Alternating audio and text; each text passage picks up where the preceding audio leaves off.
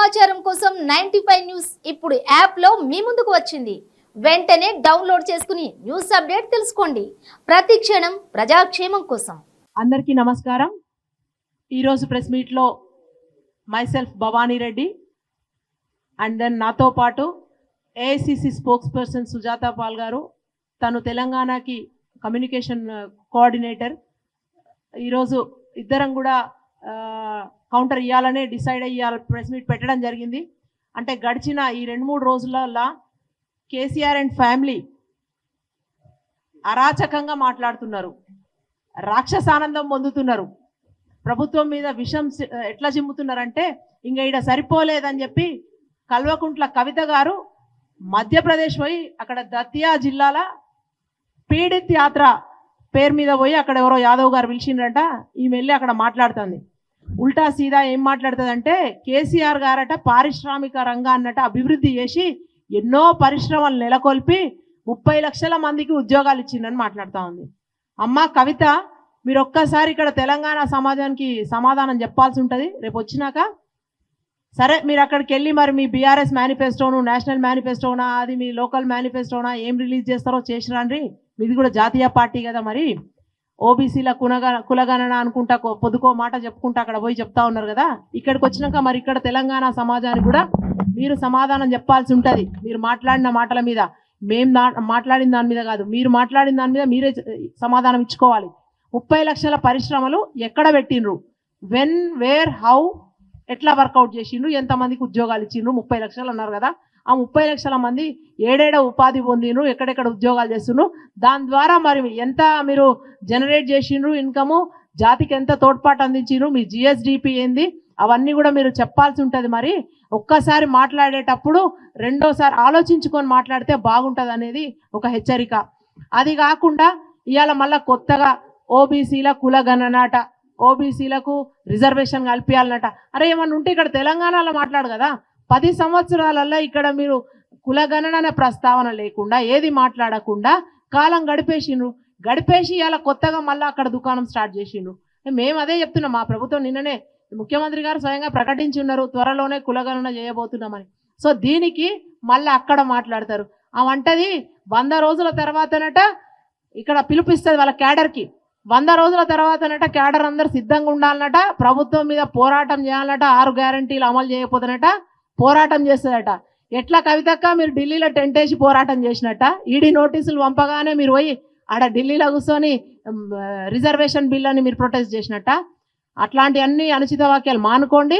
మేము చెప్పినాం 100 గ్యారంటీల 100 రోజులలో 6 గ్యారంటీలు అన్నాం, 50 రోజులలోనే 3 గ్యారంటీలను మొదలుపెట్టినాం. ఇప్పుడు మళ్ళా 50 రోజులు దినం ఉంది మాకు, మిగతావి కూడా రేపటి నుంచి ఎలక్ట్రిసిటీ అని చెప్పినాం 200 యూనిట్ల వరకు అది ప్రారంభించబోతా ఉన్నాం. అన్నీ చేస్తాం మేము, మీరు మాకేం చెప్పక్కర్లేదు. 10 ఏళ్లలో మీరు ఏమేం కార్యాచరణ చేసిండ్రో, అసలు ఏం హామీలు ఇచ్చిండ్రో అవన్నీ తెలుసు. జనాలు మంచిగా మ్యాండేట్ క్లియర్గా ఇచ్చి మీకు ప్రతిపక్ష హోదా ఇచ్చిండ్రు. మీరు ఇప్పుడు చేయాల్సిందల్లా ప్రభుత్వానికి మీరు చేస్తే ఏమన్నా సలహాలు సూచనలు ఇవ్వాల్సింది పోయి మళ్ళా విషంగా అప్పుడు ఇదంతా కూడా మానుకోండి అని చెప్పి మరొకసారి హెచ్చరిస్తున్నాం. మీరు 10 ఏళ్లలో మీరు 2014లో ఇచ్చిన హామీలు నెరవేర్చలేదు, 2018 ఇచ్చిన తుంగలో దొక్కిండ్రు. ఏనాడు కూడా వాటి ఊసెత్తకుండా పదే 100 రోజులు కాంగ్రెస్ ఆడ చేయలేదు ఈడ చేయలేదు ఏం మాట్లాడుతున్నారు మీరు? 48 గంటలలోనే మేము ఇచ్చిన హామీలల్లో 48 గంటల్లోనే మేము మొదలుపెట్టినాం, నెరవేర్చినాము. సో మేము చెప్తలేము, స్టాట్స్ చెప్తా ఉన్నాయి. ఎంతమంది దాదాపు కోటి పైచిలకు ఇవాళ ప్రయాణం చేసిండ్రు మహిళలు, ఉచిత బస్సు ప్రయాణం అవైల్ చేసుకున్నారు.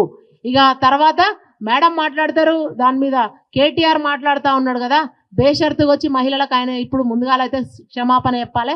దాని మీద మేడం చాలా ఎలాబొరేట్గా మాట్లాడతారు. ఆయన మాట్లాడుతూ ధమాక్ లేని ప్రభుత్వం అట, తలకాయ లేని ప్రభుత్వం అట, పనికి మాలిన పథకం అట, మహిళలకు అది ఉచితం ఇచ్చుడనేది. మీరు సోయి లేకుండా, కించిత్ బుద్ధి లేకుండా 10 ఏళ్ల పాలన మహిళలకు మీరేం చేయలేదు. చెయ్యకుండా మళ్ళా కాంగ్రెస్ ప్రభుత్వంలో మొదలు పెడితే దాన్ని మీరు లెక్క పెడతారు, దాన్ని తీసి. సో మీకు ఎలాంటి నైతికత లేదు. జర నోరు దగ్గర పెట్టుకొని అదుపులో పెట్టుకొని మాట్లాడండి. బేషరతుగా వచ్చి తెలంగాణ సమాజానికి, మీరు మహిళా సమాజానికి ఎస్పెషల్లీ మీరు సారీ చెప్పాలి, క్షమాపణ చెప్పాలి. ఆల్రెడీ వాళ్ళు ఫిక్స్ అయినరు. మీరు మెంటల్ హాస్పిటల్కి పోవాల్సిన వాళ్ళు ఇలా జనాలలో తిరగడం అత్యంత ప్రమాదకరమని ప్రజలు కూడా గమనించిండ్రు, క్లియర్గా చెప్పిండ్రు. మీరు ఇట్లనే మాట్లాడి రాబోయే ఎంపీ ఎలక్షన్స్ దృష్టిలో పెట్టుకొని కొత్తగా ఇవాళ ఆటోలో తిరుగుతున్నాడు ఆయన.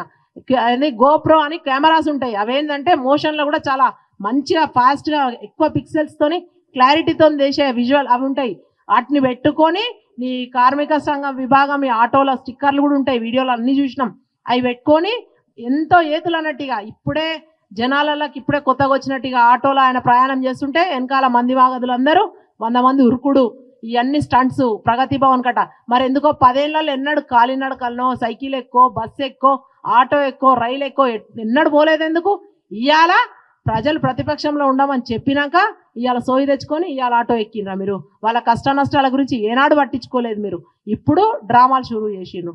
సో అందుకనే ఇట్లాంటివన్నీ మానండి. మీరన్నీ కూడా ఊకదంపుడు ఉపన్యాసాలు ఇచ్చి మాట్లాడితే పెత్తనం సంపాదించుకుంటాం వాళ్ళ మీద, తర్వాత ఎక్కువ మాట్లాడి అధికంగా ప్రసంగిస్తే జనాలు మమ్మల్ని ఆదరిస్తారు, బంద్ చేయండి. ఆ ఉల్టా సీదా మాట్లాడడం వల్లనే మీకు కర్రు కాల్చి వాత పెట్టి ఇంట్లో కూర్చోమని జనాలు చెప్పిండ్రు. మీరు చేయాల్సిందల్లా మళ్ళా చెప్తా ఉన్నాము, ఏమన్నా ఇయ్యదలుచుకుంటే సలహాలు సూచనలు బెటర్ గవర్నెన్స్ కోసం ఇంకా ఎలా చేయొచ్చు ప్రజలకు మంచి అని చెప్పండి.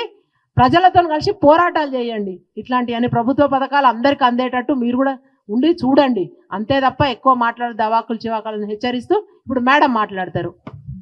आप सभी को आज यहाँ पर जिस विषय पर हम बात करना चाह रहे हैं वो बहुत महत्वपूर्ण है, बहुत जरूरी है। लोगों को जानना चाहिए कि जिसने सरकार बनाई और महलों में रहे, आज रेवंत रेड्डी जी के कारण हमारे मुख्यमंत्री, जनता के मुख्यमंत्री, जननायक मुख्यमंत्री रेवंत रेड्डी के कारण आज उनको सड़क पे आना पड़ा है, अपनी शक्ल दिखानी पड़ी है। आपको मालूम है ना, एक राक्षस जब रहता है किसी महल के अंदर तो क्या क्या करता है, क्या आराम करता है, जनता किस तरह से तरसती रहती है। वही किया है, वही किया केसीआर ने, वही किया केटीआर ने। और आज केटीआर जमीन पर उतर के आया। कौन लेके आया जमीन पर? जमीन पर लेके आए हमारे मुख्यमंत्री, क्योंकि वो जनता के लिए काम कर रहे हैं। और वो लोग जिन्होंने जनता का पैसा लूटा, जनता का आराम लूटा, जनता का अधिकार लूटा, आज वो सड़क पर आ गए हैं। मगर जो उनकी नकारात्मकता है, नेगेटिविटी है, उस नेगेटिविटी को वो तेलंगाना में फैलाने की कोशिश कर रहे हैं। वो नेगेटिविटी को नकार चुकी है जनता। जनता कह चुकी है नहीं चाहिए तुम्हारी नेगेटिविटी। और आज जो चाहिए वो है विकास, आज जो चाहिए वो है प्रगति और जनता के लिए सरकार, जनता की सरकार, जनता के द्वारा सरकार। इसलिए जब केटीआर आज किसी 3 व्हीलर के अंदर बैठ के, ऑटो के अंदर बैठकर नाटक नौटंकी करते हैं तो पूरा देश पूछता है कि कहां थे अब तक, शक्ल क्यों नहीं दिखती थी। आज पता चल गया कि कैसी होती है शक्ल ऐसे आदमी की जिसने जनता का लूटा। और आप हमारे मुख्यमंत्री के ऊपर प्रहार करेंगे? आपकी इतनी हिम्मत हो गई कि आप मुख्यमंत्री को आप शब्द कहेंगे? आपको शर्म नहीं आती? एक मुख्यमंत्री का सम्मान कैसे किया जाता है? एक मुख्यमंत्री जनता के लिए जो काम कर रहा है, दिन रात काम कर रहा है और उसके सामने केवल और केवल जनता है। अब तक 2 गारंटी पूरी हो चुकी है, इसलिए जनता को जानना चाहिए, इनके भ्रम जाल में नहीं आना चाहिए। ये भ्रम फैलाते हैं क्योंकि ये ताकतें ही सारी की सारी नेगेटिव है। ये चाहती है कि जनता कभी भी प्रगति ना करे, जनता कभी भी आगे ना बढ़े, कभी भी युवा आगे ना बढ़े, यूथ आगे ना बढ़े, कभी भी महिला आगे ना बढ़े। इसीलिए महिलाओं के पीछे पड़ी रहती है। महिलाओं से इतनी जलन है केटीआर को। अरे जिस परिवार ने अपनी बेटी को आगे किया और बेटी दर दर की ठोकरें खा रही है, खाली दिखा रही है कि भाई मैं तो एक राष्ट्रीय दल बना रही हूं। अरे जो ठोकरें वो खा रही है वो इसीलिए खा रही हैं क्योंकि जनता ने उनको श्राप दिया है। जनता ने उन्हें कहा है कि हमारा लूटा है, हम सताए गए, हम दर दर की ठोकरें खाते थे, आज आप दर दर की ठोकरें खाइए। ये जो नाटक है ये काम नहीं आएगा। और जनता को ये विश्वास रखना होगा। आपके माध्यम से जनता तक ये बात हम पहुंचाना चाहते हैं कि जनता के लिए काम कर रहे हैं रेवंत रेड्डी जी। 2 गारंटी पूरी हो चुकी, जल्द ही 2 और गारंटी, और उसके बाद और गारंटी, और इसके अलावा भी बहुत सारी गारंटी है, क्योंकि राहुल गांधी जी के सैनिक के रूप में काम करने वाली कांग्रेस पार्टी का हर कार्यकर्ता आज अपने मुख्यमंत्री के साथ काम कर रहा है, क्योंकि हमें जनता की चिंता है। और जिस तरह के अपशब्दों का आपने सुना, इस्तेमाल किया, अरे आप 10 साल नजर नहीं आते और 50 दिन भी नहीं हुए सरकार को, आप सरकार के बारे में उल्टी सीधी बातें कर रहे हैं। अरे 3 फीट की बात करते हैं, इनसे पूछिए इनका महल कितने फीट का है, कितनी चिड़ियाएं बैठती थी, ये चिड़ियाओं की आवाजें सुनते थे, उनका चहकना सुन के आराम करते थे, राजा थे ना। अब जनता आ चुकी है, इसलिए जनता के लिए जो सरकार है, उस सरकार का संदेश जनता के लिए कि जनता के लिए काम करती सरकार पर भरोसा रखिए, आपके लिए कर रहे हैं काम। मगर अगर आप सोच रहे हैं केटीआर जी कि किसी 3 व्हीलर में बैठकर आप नाटक करेंगे और बताएंगे कि आप आज जनता के बीच में हैं, तो जनता ही पूछ रही है कि 10 साल कहां थे आप, 10 साल कहां थे। जो भ्रष्टाचार में लिप्त सरकार थी, जो करप्शन इन्होंने किया था, वो पूरी जनता ने देखा। त्राहिमाम कर रही थी जनता और पूछ रही थी कि क्यों लूट के मेरा पैसा कहां ले जा रहे हो, कौन सी बिल्डिंग बना रहे हो, 1 building, 2 building, 3 building, 4 building, 5 building, और उसके बाद न जाने कहां कहां पैसा आपने छुपाया है।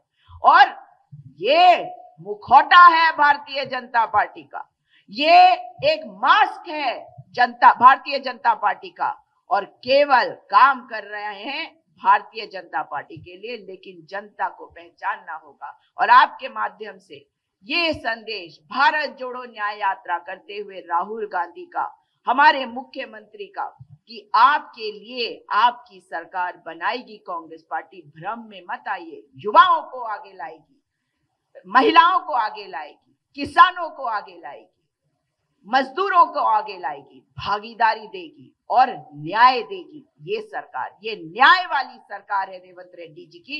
इसलिए कोई भी कुछ भी कह ले, और ये क्या है, ये छोटे छोटे प्यादे ही तो है। और आज इतना तरस गए हैं कि जब कुछ नहीं मिल रहा है, तो जो सरकार का इन्हें समर्थन इस वक्त इसलिए करना चाहिए ताकि ये दिखा सके कि हम एक सकारात्मक विपक्ष है। ये इंतजार नहीं कर पा रहे, इनके पेट में दर्द हो रहा, इनके दांत में दर्द हो रहा, इनके कान में दर्द हो रहा, दिमाग का तो मैं क्या ही कहूं। किसी अस्पताल में भर्ती होना हो तो हम हैं यहाँ पे मदद करने के लिए, ये पूरा यकीन करे केटीआर और केटीआर का परिवार। तो इतना कहते हुए अपनी बात को समाप्त करूंगी और जनता को यही कहूंगी कि आपकी सरकार आपके लिए कार्य कर रही है। इनकी बातों में, इनके भ्रमजाल में मत आइए, क्योंकि ये भ्रष्टाचारी लोग हैं और इसीलिए आपको गुमराह कर रहे हैं। ये नहीं चाहते कि आपको फायदा हो, आपको उन स्कीम्स का फायदा हो जो रेवंत रेड्डी जी आपके लिए लाए हैं। वो आपके बीच में रहने वाले हैं और आपके लिए कार्य कर रहे हैं और पूरे जोर शोर से कर रहे हैं, दिन रात मेहनत कर रहे हैं। उनका साथ दे जनता, क्योंकि जनता की है ये सरकार। धन्यवाद। आपके कोई सवाल हो तो। ఏదైతే కేటీఆర్ బీజేపీతోని కాంగ్రెస్ పార్టీకి అవగాహన ఉంది, బలహీనమైన అభ్యర్థులను పెట్టి కాంగ్రెస్ పార్టీ బీజేపీని గెలిపించడానికి ఒక అవగాహన ఉందని చెప్పి కేటీఆర్ మాట్లాడాడు. అది చాలా జ్ఞానం లేని, రాజకీయ అవగాహన లేని ఆరోపణ తప్ప అన్నట్టు కాదు. ఈనాడు బీజేపీతోని కేవలం పోరాటం చేసేది దేశంలో కాంగ్రెస్ పార్టీ మాత్రమే. ఈనాడు రాహుల్ గాంధీ జోడో యాత్ర ద్వారా కుల మతాలకు అతీతంగా, లౌకిక రాజ్యం ఇది, మతాలకు అతీతంగా ప్రజలందరినీ ఏకం చేస్తూ జోడో యాత్రగా, న్యాయయాత్రగా ఏదైతే చేస్తున్నారో అది బీజేపీ గవర్నమెంట్ చేస్తున్న మతరాజ్యానికి వ్యతిరేకంగా, కులరాజ్యానికి వ్యతిరేకంగా రాహుల్ గాంధీ దేశవ్యాప్తంగా పర్యటన చేస్తూ ఉన్న సంగతి మీకు మనందరికి తెలుసు. అంతేకాకుండా మాకు అవగాహన ఉన్నట్టయితే మా మీద, రాహుల్ గాంధీ గారి మీద, సోనియా గాంధీ గారి మీద ఈడీ కేసులు పెట్టి, అక్రమ కేసులు పెట్టి ఇబ్బందులు పెడతారా? మాకు అవగాహన ఉంటే. మీకు అవగాహన ఉంది, మీ చెల్లెలు లిక్కర్ కేసు ఉంటే అరెస్ట్ చేయలేదు. ప్రతిపక్ష ప్రభుత్వాల మీద ఢిల్లీలో కానీ అనేక రాష్ట్రాల్లో బీజేపీయేతర ముఖ్యమంత్రుల మీద కేసులు పెడతా ఉండరు. మీరు అమిత్ షా కానీ మోడీ కానీ తెలంగాణకు వచ్చినప్పుడల్లా కాళేశ్వరం ప్రాజెక్టు ఏటీఎం అని చెప్పిన మీరు కేసులు ఎందుకు పెట్టలేదు? మీకుందా అవగాహన? మాకుందా? మీ మీద మీ నాన్న మీద కేసులు అయ్యా? లక్షల కోట్ల కుంభకోణాలు ఉన్నాయి ఈనాడు కాళేశ్వరం ప్రాజెక్టు మీద కానీ మన మేడిగడ్డ ప్రాజెక్టు కానీ సుందిల్ల కానీ ఏం జరిగింది అవినీతి అని చెప్పి కేటీఆర్ని అడుగుతాను. దాని మీద మీ నాన్న కానీ నువ్వు కానీ మాట్లాడారా? ఈ రోజు ఒక్క మాట అయినా ఒక్క మాట మాట్లాడలేదే. ఈనాడు ఏదైతే మేడిగడ్డ ఉందో దానికి 3,624 కోట్ల రూపాయలు ఖర్చు అయితే కేవలం ఈనాడు ఏదైతే బిజినెస్ డిపార్ట్మెంట్ రిపోర్ట్ ప్రకారంగా 3,200 కోట్లు దుర్వినియోగమైంది, అక్రమంగా వాళ్ళ ఖజాలు నింపుకోరని చెప్పి ఇలా సిబిఐ రిపోర్ట్ చేస్తూ ఉంది. మేడిగడ్డలో ఏం జరిగింది? 11 పిల్లర్స్ కూలిపోయే పరిస్థితులు ఉన్నాయి, పగుళ్ళు వచ్చినాయి. మేడిగడ్డ ఏదైతే పగుళ్ళు వచ్చిందో దాని మీద 2019లో కంప్లీట్ అయితే 2023 అనుకుందాం, 24 ఇంకా పూర్తిగా ఒక నెల కూడా కాలే వస్తాదే పగుళ్ళు. కాంగ్రెస్ పార్టీ ప్రభుత్వంలో జరిగిన ప్రాజెక్టులు ఎక్కడనన్నా ఇంత తొందరగా పగుళ్ళొచ్చు కానీ కూలిపోవడం జరిగిన సంఘటన ఉందా? నేను కేటీఆర్ను ప్రశ్నిస్తా ఉన్నాను. పాత్రికేయ మిత్రులారా, అదేవిధంగా మల్లన్న సాగర్ ప్రాజెక్టు కట్టొద్దు, భూకంపం వస్తుందని చెప్పి ఆనాడు పరిశీలకులు చెప్పినా కూడా వినకుండా మొండిగా మల్లన్న సాగర్ కడితే ఒకవేళ అక్కడ ఏముందంటే భూకంపం వస్తుంది, రాళ్ళు కూడా పగిలిపోయే ప్రమాదం ఉంటుంది అని చెప్పి ఆనాడు పరిశీలకులు నివేదిస్తే కూడా కేసీఆర్ లెక్క చేయలే. ఈనాడు మల్లన్న సాగర్ కనుక ఒకవేళ మేడిగడ్డ లాగానే కనుక కూలిపోయే ప్రమాదం వస్తే కూలిపోతే కరీంనగర్ మొత్తం మునిగిపోతుంది అని చెప్పి పరిశీలకులు చెప్తా ఉన్నారు. ఒకటే ముఖ్యమంత్రి గారిని అభినందిస్తా ఉన్నాం. ఈనాడు ఏదైతే విజిలెన్స్ డిపార్ట్మెంట్ కానీ ఈరోజు సమగ్రంగా దర్యాప్తు జరపాలని చెప్పి నిపుణుల కమిటీ నియమించడం జరిగింది. రేవంత్ రెడ్డి గారు గౌరవ ముఖ్యమంత్రి నిపుణుల కమిటీ తేల్చిన తర్వాత విజిలెన్స్ రిపోర్ట్ వచ్చిన తర్వాత దాంట్లో మంత్రులు కానీ 32 మంది ఉద్యోగస్తులు కానీ ముఖ్యమంత్రి పాత్ర ఉంటే అట్టి డబ్బును రికవరీ చేసి ఈ తెలంగాణ కాంగ్రెస్ పార్టీ ప్రభుత్వ ఖజానాను నింపాల్సిందిగా గౌరవ ముఖ్యమంత్రి రేవంత్ రెడ్డి గారికి అప్పీల్ చేస్తా ఉన్నాం. అంతేకాకుండా మిత్రులారా, ఏదైతే ఖమ్మంలో ఉండబడిన రాజు సాగర్ ప్రాజెక్టు కానీ ఇందిరా సాగర్ ప్రాజెక్టు కానీ వేరువేరుగా ఉంటే రెండింటి కలిపి 1,552 కోట్లతో పూర్తయ్యే ప్రాజెక్టును 23,000 కోట్లకు అంచనా పెంచిండు కేసీఆర్ గారు. అయితే అందులో ఈ 2 ప్రాజెక్టులో కలిపి 8,000 కోట్ల రూపాయలు ఖర్చు పెడితే ఒక చుక్క నీరు కూడా ఈరోజు ఆ ప్రాజెక్టు ద్వారా పారట్లేదన్నమాట పాత్రికేయ మిత్రులకు తెలియజేస్తా ఉన్నాను. మిత్రులు, అంతేకాకుండా ఈనాడు ఏదైతే రేవంత్ రెడ్డి గారిని అహంకారి మేడం మాట్లాడారు ఆల్రెడీ, ఎత్తు గురించి నేను అహంకారం గురించి మాట్లాడుతాను. రేవంత్ రెడ్డి కేటీఆర్ ఏమంటాడు? రేవంత్ రెడ్డి గారిని అహంకారం అంటాడు. కాదు, ఆత్మవిశ్వాసం మేము ఉంటా ఉన్నాం. ఏదైతే ఒక గొప్ప నాయకుడు తన అనుచరులకు తన మీద తన నాయకత్వం పట్ల విశ్వాసం కలిగించే వాడు గొప్ప నాయకుడు. అంతేకాకుండా అంతకంటే గొప్ప నాయకుడు తమ అనుచరులకు తమ మీదనే నమ్మకం కలిగించేవాడు అంతకంటే గొప్ప నాయకుడు. ఇలా గౌరవ ముఖ్యమంత్రి రేవంత్ రెడ్డి గారు ఆత్మవిశ్వాసం, తనలో ఉన్న ఆత్మవిశ్వాసాన్ని కార్యకర్తలు ప్రజలు నింపి ప్రభుత్వాన్ని తీసుకొచ్చిందయ్యా. మీకు అది అహంకారం అవుతుంది, మేము ఆత్మవిశ్వాసం అంటూ ఉన్నాం. ఏది ఏమైనప్పటికీ కూడా కేటీఆర్ అంటుండు, కేసీఆర్ ముఖ్యమంత్రి అయ్యే సమస్య ఈ 5 ఏళ్ళు కాదు, వచ్చే 5 సంవత్సరాలు కూడా రాష్ట్రంలో కాంగ్రెస్ పార్టీ గెలుస్తుంది, ప్రభుత్వం ఏర్పాటు చేసిన మాట చెప్తూ మీ కళ్ళలుగానే ఉంటాయనే మాట చెప్తూ ఎత్తు లావు గురించి మాట్లాడదు మిత్రమా. ఎత్తుంటే ఎద్దు ఉంటుంది, పని చేయదు, పండుపోతుంటుంది, ఏం లాభం? బుల్లెట్ దిగిందా లేదా కాదు. రేవంత్ రెడ్డి గారు మాట్లాడితే దాంట్లో సత్యేమో బుల్లెట్ మెదడులోకి గుండెల్లోకి దూసుకెళ్తుంది. That is Revanth Reddy leadership అనే మాట కేటీఆర్కు తెలియజేస్తూ హెచ్చరిస్తున్నాం. మర్యాదగా మాట్లాడి నేర్చుకో కేటీఆర్ అని చెప్పి. థ్యాంక్ యూ, ధన్యవాదాలు. మాజీ పిసిసి అధ్యక్షులు, మాజీ రెవెన్యూ మినిస్టర్ పి నర్సారెడ్డి గారు తెల్లవారుజామున చనిపోవడం జరిగింది.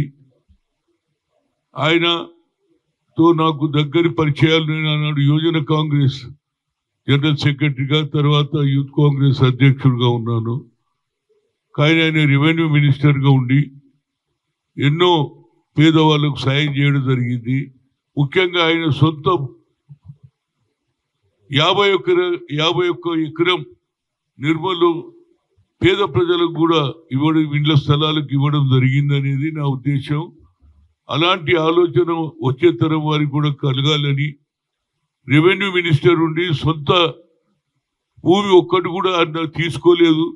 అలాంటి నాయకులకు అదొక సింబాలిక్ గా తీసుకొని వచ్చే తరం వారు కూడా ఆ లెక్కలో పనిచేయాలనేది నా ఉద్దేశం. ఏదైనా ఒక మంచి వ్యక్తి కాంగ్రెస్ పార్టీ పవర్ లో వచ్చిన తర్వాత ఇవాళ కాంగ్రెస్ ప్రభుత్వం వచ్చింది, ఆయన ఆలోచనను ప్రతి ఒక్కరు కూడా అమలు చేయాలి. మాజీ పిసిసి అధ్యక్షుడుగా ఎప్పుడో ఆ రోజులో వెంగళరావు టైంలో ఆయన మంత్రి అయ్యాడు. అది శ్రీరామ్ సాగర్ ఫౌండేషన్ కూడా పండిట్ జవహర్లాల్ నెహ్రూ ఎంబడి కూడా ఆయన ఉండడం జరిగింది. కాబట్టి ఆయనకు రెవెన్యూలో ఇరిగేషన్లో కూడా బాగా ఎక్స్పర్ట్ ఉండనేది నా ఉద్దేశం. ఏదైనా ఆయన ప్రగాఢ సంతాపం తెలియజేస్తూ వారి కుటుంబ సభ్యులు ఆయుధ ఆరోగ్యాలు ఉండాలని కోరుతున్నాం. ఇవాళ గత 10 ఏళ్ళు మహాత్మా జ్యోతిరావు పూలే ఆలోచన రాలేదు, ఆయన పేరు పెట్టాలని కూడా ఆలోచన లేదు. 10 ఏళ్లలో ఎప్పుడన్నా మీరు ఆలోచన చేసిండ్రా? ఇవాళ కవిత గారు చెప్తుండ్రు తమాషా ప్రకారంగా రిజర్వేషన్ పెంచాలి, కులగణన జరగాలని అంటున్నారు. నాకు నవ్వాలనా ఏడవాలనా అనిపిస్తుంది. ఏమిటి 10 ఏళ్ళు ఉన్నప్పుడు ప్రతిరోజు అసెంబ్లీ సమావేశాలకు వస్తున్నట్టు మీ నాయన కానీ మీ కుటుంబ సభ్యులు కానీ ఎప్పుడన్నా మహాత్మా జ్యోతిరావు పూలే గురించి ఆలోచన చేసిండ్రా అని నేను అడుగుతున్నా. అదేవిధంగా మహాత్మా జ్యోతిరావు పూలే ఆడిటోరియం కట్టియాలని ఎన్నోసార్లు రిప్రజెంట్ చేశాను. ఆయన కూడా అంబర్పేటలో ఉన్నటువంటి మహాత్మా జ్యోతిరావు స్టాచ్యూకు అప్పుడు ఇనాగ్రేషన్ చేసిన దానికి ఆయన జన్మదినం రోజు వచ్చి పూలదండ వేశాడు, ఆయనకు నివాళులు అర్పించారు. కానీ అప్పుడెందుకు జ్ఞాపకం రాలే ఇవాళ? అదేవిధంగా క్యాస్ట్ వైజ్ సెన్సస్ చేస్తాని ఎవరు మీ నాయన కూడా నేను చేసినా అని చెప్పాడు, అది ఎందుకు బయట పెట్టలే? నేను క్యాస్ట్ వైజ్ సెన్సస్ చేసినా అని చెప్పాడు, అప్పుడే లెక్క తెలిసిపోయింది 54% ఉన్నది బీసీలకు అని ఆలోచనతో అది తొక్కి పెట్టిండా లేదా నేను అడుగుతున్నా. ఇవాళ రాహుల్ గాంధీ గారు కన్యాకుమారి నుంచి కాశ్మీర్ దిగిన తర్వాత we come to the power, will conduct caste wise census అని తప్పనిసరిగా మేము ప్రభుత్వంలో వస్తే కేంద్రంలో కూడా క్యాస్ట్ వైజ్ సెన్సస్ చేస్తారన్న నాయకుడు ఎవరన్నా ఉన్నట్టాడు రాహుల్ గాంధీ. అంతటితో ఆగకుండా ఇవాళ ఇమీడియట్ గా రేవంత్ రెడ్డి గారు కూడా దాని మీదనే ఇవాళ క్యాస్ట్ వైజ్ సెన్సస్ చేస్తాం, అసెంబ్లీలో బిల్లు పెడతామని కూడా చెప్పడం జరిగింది. కనుక దీని తప్పనిసరిగా మాది ఒక కమిట్మెంట్ ఉన్నది. బడుగు బలైన వర్గాల గురించి ఆలోచన చేసే ఆలోచన కేవలం కాంగ్రెస్ పార్టీ, సోనియా గాంధీ, ఇందిరాగాంధీ, ఇవాళ రాహుల్ గాంధీ గారికి ఉన్నది. ఎందుకు చెప్తున్నా అంటే మీరు ఏది చెయ్యరు. ఇవాళ ఒకడు కొత్తగా మరి నిన్నటిదానిక ప్రగతి భవన్ పేరు మార్చిండా లేదా రేవంత్ రెడ్డి? మహాత్మా జ్యోతిరావు ప్రజాభవన్ చేసిండా లేదా? ఇవాళ వచ్చి కేవలం ఏదో మధ్యప్రదేశ్ లో పోయి తమాషా ప్రకారం రిజర్వేషన్ అది కూడా చెప్పిండు రాహుల్ గాంధీ, జిత్నా హిస్సేదారి ఉత్తి భాగీదారి అన్నాడు. ఆమె ఏమంటుంది? కాంగ్రెస్ పార్టీ ఎవడు మాట్లాడినా కాంగ్రెస్ బీసీలకు ఏం చేసింది అంటుంది. అరే బాబు ఒకసారి ఆలోచన చెయ్యండి. బీసీలకు పెద్దపీట వేసింది ఇందిరాగాంధీ యూపీఏ చైర్పర్సన్ గా. ఆనాడు ఐఐఎంలో రిజర్వేషన్ సుప్రీంకోర్టు కొట్టేస్తే ఆ అమ్మ నేను అర్జున్ సింగ్ పోయి ఆమెను అడగడం, ఆ తర్వాత పార్లమెంట్ లో మన్మోహన్ సింగ్ తోటి చెప్పి పెట్టడం వల్లనే ఇవాళ IIM all India institute of medical sciences లో రిజర్వేషన్ వచ్చింది మా పిల్లలకు.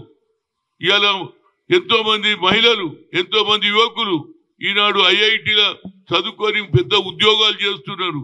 All India institute of medical sciences డాక్టర్లు అయ్యారు. అంతటితో ఆగలే రాహుల్ గాంధీ గారికి రిక్వెస్ట్ చేశాను, సార్ ఎప్పటి వరకు అయితే సోషల్ జస్టిస్ లో ఎస్సీ ఎస్టీ ఓబీసీ ఉంటే మాకు సరి అయిన న్యాయం జరుగుతలేదు, దానికి సెపరేట్ చేయమంటే ఆయన ఇనిషియేట్ తీసుకొని మీరా కుమారికి చెప్పి ఓబీసీ పార్లమెంట్ కమిటీ చేశాడు. ఈ రెండు మేము చేసినాం. కానీ నాకు ఒక బాధ ఉన్నదండి, నిజం చెప్తున్నా. మన వాళ్ళు దీన్ని ఎందుకు చెప్పరు? నా పేరు చెప్పకుండా బాబు, సోనియా గాంధీ చేసిందని చెప్పండి, కాంగ్రెస్ చేసి ఎవరు చెప్పరు ఎందుకురా బాబు? ఐఐటి ఐఐఎంలో ఎవరు రిజర్వేషన్ తెచ్చిన మనమా కాదా? సోనియా గాంధీ కాదా? అదే కదా ఓబీసీ పార్లమెంట్ కమిటీ చేసిన వ్యక్తి ఎవరు?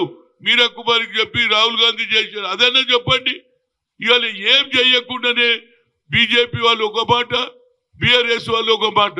ఎన్నికలు దగ్గరకు వస్తున్నాయి కాబట్టి వచ్చే పార్లమెంట్ ఎన్నికల్లో ఓట్లు సంపాదించడానికి బీసీల మాట ఎత్తుతున్నారు. మీరు ఏం చేసిరో చెప్పండి బీసీలకు. మీ నాన్న చేసిండు కదా, కులగన్న జరిగింది అన్నాడు కదా, మరి ఆ లెక్కలు ఎందుకు బయటికి రాలేదని నేను కోరుతున్నా. ఇవాళ ఎవరు చూడు బీసీ బీసీ అంటున్నారు. ఎందుకు? రాహుల్ గాంధీ అన్న తర్వాత అందరికి ఆలోచన వచ్చింది. అది నరేంద్ర మోడీ కానీ, నరేంద్ర మోడీని కూడా కలిశాను నేను. ఒక్కసారి కాదు 3 సార్లు కలిసా. మాకు ఓబీసీల గురించి కులగన జరగాలని చెప్పా, సెపరేట్ డిపార్ట్మెంట్ పెట్టాలని చెప్పి మంత్రి పెట్టమని చెప్పిన. ఇవన్నీ మీరు చెయ్యకుండా ఇవాళ ఎన్నికల ముందు పోయకుండా మధ్యప్రదేశ్లో పోయి కాంగ్రెస్ ఏం చేయలేదంటే ఎవడు నమ్ముతాడు? అంతేకాదు రాజీవ్ గాంధీ గారు 73-74 అమెండ్మెంట్ తెచ్చి మహిళలకు కూడా రిజర్వేషన్ తెచ్చిన ఏకైక వ్యక్తి అది రాజీవ్ గాంధీ. ఎవరు చేసి చెప్పండి? ఇవాళ లోకల్ బాడీలో జిల్లా పరిషత్లో కానీ, అదేవిధంగా ఏది ఏది మేయర్షిప్లు కూడా చేయడం జరిగింది. ఇవన్నీ కూడా మేము చేసినాం. దీన్ని మనం తప్పనిసరిగా ప్రచారం చేయాలి. ఈ ప్రచారం చేస్తేనే జనానికి తెలుస్తుంది. బీజేపీ ఏం చేయకుండానే ఏది వాళ్ళు గొప్పలు చెప్పుకుంటున్నారు. కాబట్టి మనం కూడా ఈ వచ్చే ఎన్నికల్లో ఏది బీసీలకు ఏం చేసినాం అనేది మనం ప్రతి దగ్గర కూడా ఐఐటి ఐఐఎంలో రిజర్వేషన్ తెచ్చింది కాంగ్రెసే. అదేవిధంగా జిల్లా పరిషత్ లోకల్ బాడీలో కూడా రిజర్వేషన్ తెచ్చింది కాంగ్రెసే. అందుగురించి మనం ఈ చెప్తుంటే జనానికి తెలుస్తుంది. మనం చెప్పకుంటే ఎట్లా తెలుస్తుంది? నేను ఓబీసీ ఎంపీ కన్వీనర్ గా 2 సాధించిన సోనియా గాంధీ దయ వల్ల కనుక ఇది కూడా మనం చెప్తే రేపు వచ్చే పార్లమెంట్ ఎన్నికల్లో మనకు తప్పనిసరిగా రేపు అసెంబ్లీ బిల్లు పెట్టిన తర్వాత తప్పనిసరిగా ఆ కృత నిశ్చయం ఉన్నది. ఎందుకంటే ఇచ్చిన మాట తప్పకుండా నెరవేర్చే కల్చర్ మాది. గతంలో సోనియా గాంధీ తెలంగాణ ఇస్తాన్నది ఇచ్చింది. అదేవిధంగా రాహుల్ గాంధీ గారు కృత నిశ్చయంతో ఉన్నాడు. ఈవెన్ మల్లికార్జున్ ఖర్గే కూడా ఛత్తీస్గఢ్ లో ప్లీనరీ సెషన్ లో చెప్పాడు, మేము పవర్లు వస్తే క్యాస్ట్ వైజ్ సెన్సస్ చేస్తాను, మాకు తప్పనిసరిగా క్యాస్ట్ వైజ్ సెన్సస్ చేసి తీరుతాం. అదేవిధంగా మరి ఇవాళ మధ్యప్రదేశ్ లో సర్కారు వచ్చింది, రాజస్థాన్ లో వచ్చింది. మరి మీరెందుకు చేస్తలేరురా బాబు? బీజేపీ వాళ్ళని అడగాలి. అందుగురించి ఇక్కడ రావడంతో తెలంగాణలో ఈ కార్యక్రమం చేస్తున్నాం. దీన్ని బాగా పబ్లిసిటీ చేయాలి, ప్రజలకు చెప్పాలి. కాంగ్రెస్ ఒక్కటే బడుగు బలైన వర్గాల గురించి ఆలోచన చేసే శక్తి అని చెప్పాలి అనేదే నా ఉద్దేశం. Thank you.